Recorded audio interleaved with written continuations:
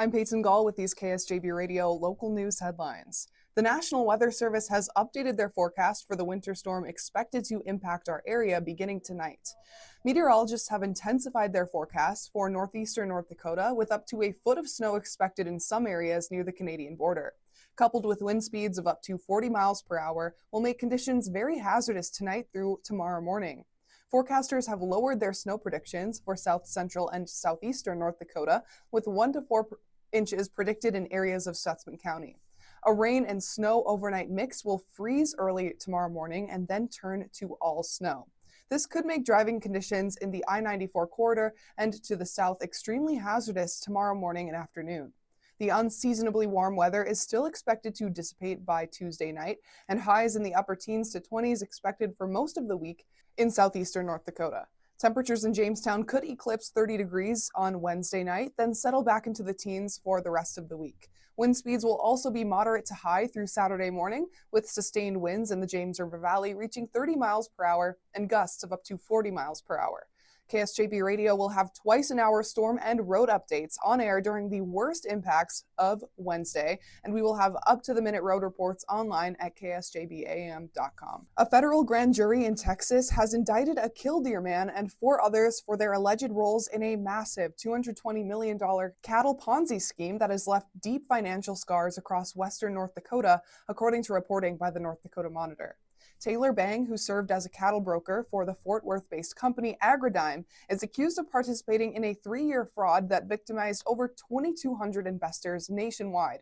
North Dakota was the epicenter of the company's collapse, with local investors alone owed an estimated $40 million.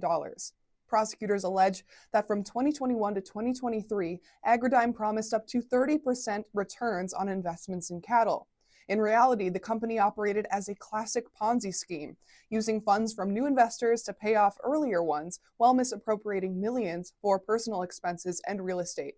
The Monitor reports Bang and 3 other defendants have appeared in court, but a 5th individual, Joshua Link, remains at large and is now on the FBI's wanted list, as they allege he was a primary architect of the fraud. Taylor Bang has pleaded not guilty and was released under pretrial supervision. A jury trial is currently set for March 23rd. The North Dakota Monitor reports that North Dakota has 6 confirmed measles cases with 23 potential exposure sites in Cavalier, Colfax, Grand Forks, Fargo, and Walhalla from February 4th through 11th, the Department of Health and Human Services announced yesterday.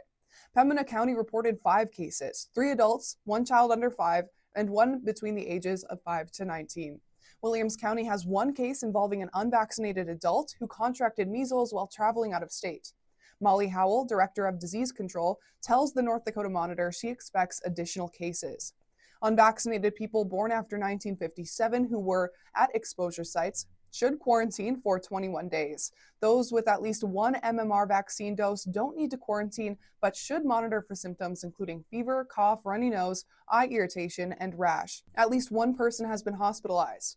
Howell warns measles is much more contagious than flu, as 1 person infected with the flu will likely spread it to 1 or 2 people, while 1 person with measles can spread it to 18 others. The MMR vaccine is 97% effective with 2 doses. Nationally, 910 cases have been confirmed across 24 states this year, with 94% occurring in unvaccinated people.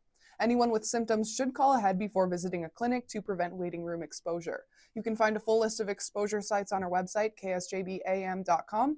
Tune in weekdays at 9:15 a.m. to hear these headlines live.